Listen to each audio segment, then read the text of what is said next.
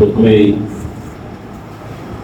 সাধুবাদ জানাচ্ছি কমিটির সংস্থাকে, যারা নজরুলের 130তম জন্মদিন উদযাপনে অনুষ্ঠান করছে। আপনার উপস্থিত আছেন যারা ঝিনাইদহের সংস্কৃতি মানুষ, আপনাদের সকলকে শুভেচ্ছা জানিয়ে আমি আবার কিছু কথা বলার চেষ্টা করব। তো প্রথমে বলে রাখি যে যেখানে নজরুলের গানের আসল আছে সেখানে বক্তৃতাকে আনন্দপূর্ণ করে তোলা একটি কঠিন ব্যাপার আমি মনে করি। এবং তার চেয়ে বড় কথা, আমি বাগ্মী নই, তারপরও চেষ্টা করবো কিভাবে নজরুল এখনো প্রাসঙ্গিক।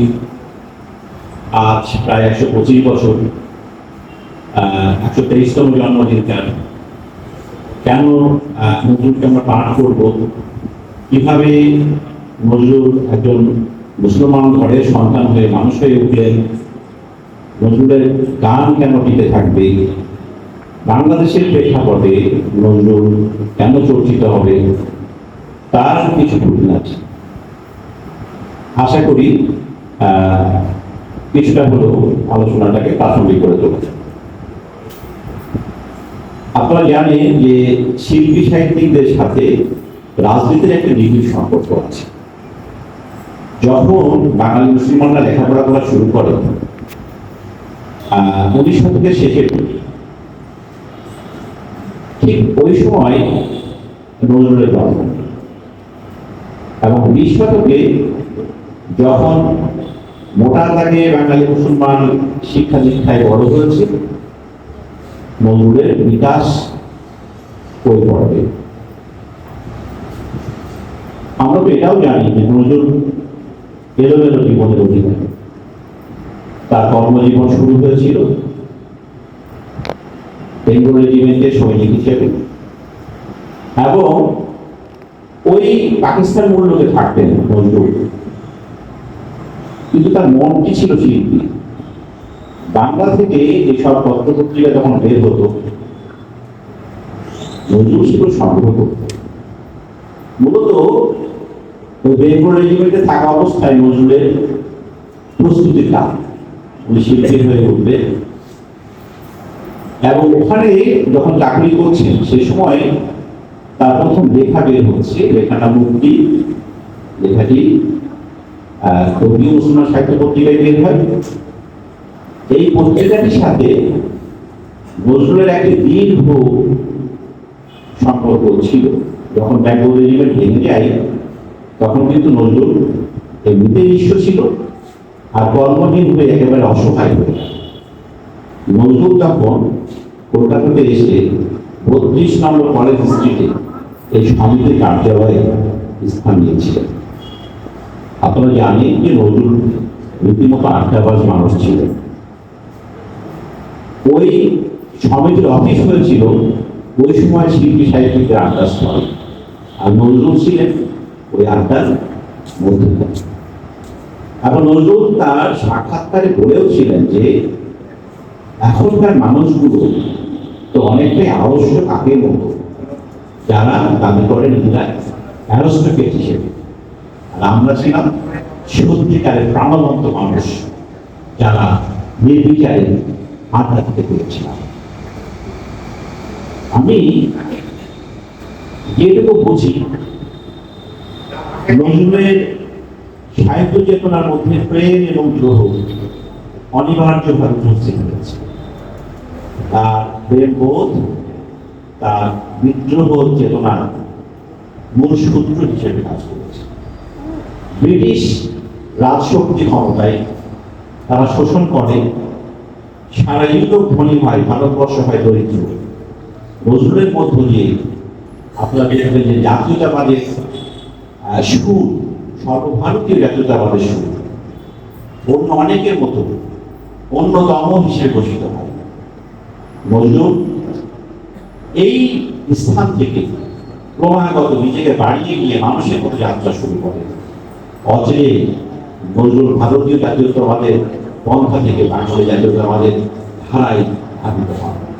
নজরুল একজন সম্পাদক ছিলেন আপনারা জানেন, এবং সেই সম্পাদক হিসেবে তার সাফল্য বেশ মূল্যায়নের দাবি রাখে। তিনি ধূমকেতু পত্রিকার সম্পাদক হিসেবে ঘোষণা করেছিলেন, আমি সর্বপ্রথম ভারতের পূর্ণ স্বাধীনতা চাই। এই যে স্বাধীনতার মন্ত্র তিনি তার লেখার মধ্যে দিয়ে জানিয়ে দিলেন, এবং তার মাত্র 20 বছর পরে তিনি বাংলাদেশ নামক একটি রাষ্ট্র হতে পারে তার ধারণাও তিনি দিয়েছিলেন। এবং এখন যে স্লোগানটি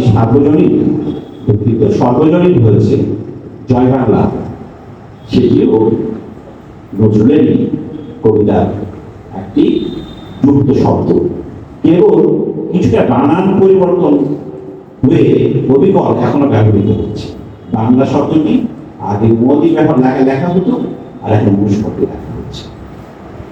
নজরুল যেহেতু মানুষের সাধনা করেছিলেন, মানুষ হবার প্রতি, মানুষের শুভর প্রতি তার যে অভিনব আকর্ষণ ছিল, সেই দৃষ্টিকোণ থেকে দেখবেন যে তার মধ্যে এক ধরনের অভিমানী মন ছিল। নজরুলের যতটা অবদান কাব্যে, নাটকে, সাহিত্যে, সর্বতই দেখবেন তার একই সুর। ওই যে মামা এক হাতে পাকা মাছের পাশে আর হাতে মানুষ নজরুলকে যতই অধ্যয়ন করবেন। এবং অন্য একটি প্রসঙ্গে আপনারা দেখবেন, তখন নজরুল শ্যামা সঙ্গীত লিখছেন, এবং শ্যামা সঙ্গীত লিখে নজরুল গ্রামোফোন রেকর্ড থেকে বেশ কিছু পয়সাও পেয়েছেন। মোটামুটি সচ্ছল জীবনের অধিকারী হয়েছেন নজরুল। এই সময় একজন শিল্পী আব্বাস উদ্দিন নজরুলের জীবনে একেবারেই দেবদূতের মতো আবির্ভূত হয়েছিলেন। আব্বাস উদ্দিন একাধিকবার তার বাড়িতে গিয়েছিলেন। তৃতীয় দিন নজরুল সম্মত হয়েছিলেন যে তিনি শ্যামা সঙ্গীতের আদলে ইসলামী সঙ্গীত লিখতেন, এবং তিনি প্রথম যে গানটি লিখেছিলেন ওই যে রমজান রোজা শেষে এলো। অবাক ব্যাপার হলো, এই গানটি British gramophone record company record করে বাজারে প্রচার করেছিলেন, এবং এই গানটি এত বেশি মার্কেট পেয়েছিল, প্রচার হয়েছিল বাঙালি ঘরে ঘরে। বাঙালি মুসলমান নয়, বাঙালি মুসলমান বাঙালি কিন্তু সবার ঘরে। এবং আব্বাস উদ্দিনের প্রেরণায় এবং নজরুলের যে নতুন লেখনী যে ধারা, এটি বাংলা সাহিত্যের একটি নতুন ধারা তৈরি করে। তার অর্থ কি তাই যে এই গানটি প্রকাশিত হওয়ার পরে যখন নজরুলের জনপ্রিয়তা তুঙ্গে, তখন প্রিন্সিপাল ইব্রাহিম খান নজরুলের কাছে একটি পত্র দিয়েছিলেন। ইব্রাহিম খান লিখেছিলেন যে আপনার সঙ্গে আমার দেখা হয়নি, সে সৌভাগ্যটিও আমার পাইনি, তবে আমার বড় সাধ আপনি মুসলমানের কবি হবেন। নজরুল দীর্ঘদিন ওই চিঠির উত্তর দেন, যখন তিনি দিয়েছিলেন তখন তিনি অন্তত এটি বলেছিলেন সুস্পষ্টভাবে যে দেশে হিন্দু মুসলমানের এত বিরোধ, এত হানাহানি, একে অপরকে না বোঝায় এত দূরত্ব, সেখানে মুসলমানের কবি হওয়ার কোনো প্রাসঙ্গিকতাই নেই। আমি ভারতবর্ষের কবি, হিন্দু মুসলমানের কবি, আমি মানুষের কবি, আমি বাঙালির কবি। দেখেন, আমি এটুকু বুঝতে পারি বা উপলব্ধি করতে পারি, আমাদের দেশের ক্ষেত্রে নজরুল কতটা প্রাসঙ্গিক হয়ে উঠবে। আমাদের দেশের ইতিহাসের সাথে পাকিস্তান পর্বের একটি জটিল রাজনৈতিক ইতিহাসের সম্পর্ক আছে, যেখানে নজরুলকে, নজরুলের কবিতাকে, নজরুলের গানকে সংশোধন করার চেষ্টা করা হয়েছে, যেখানে রবীন্দ্রনাথকে একেবারে কাজে আনতে করে দেওয়ার চেষ্টা করেছে।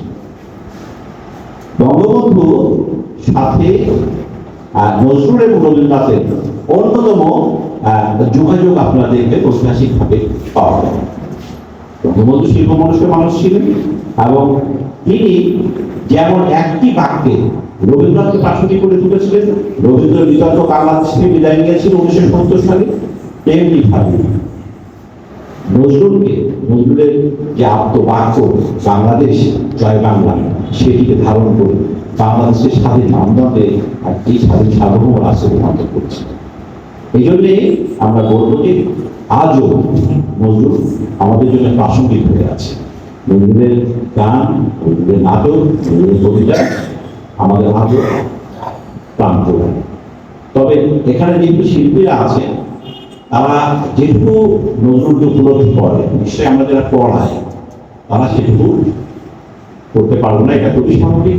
তবে কি বলবো, যে নজরুল আমাদের আশিনগরের পড়শি, আমাদের হৃদয়ে থাকবে, আমাদের শ্রদ্ধায় এবং চেতনায় থাকবে, আমাদের মূল্যবোধে থাকবে। ধন্যবাদ।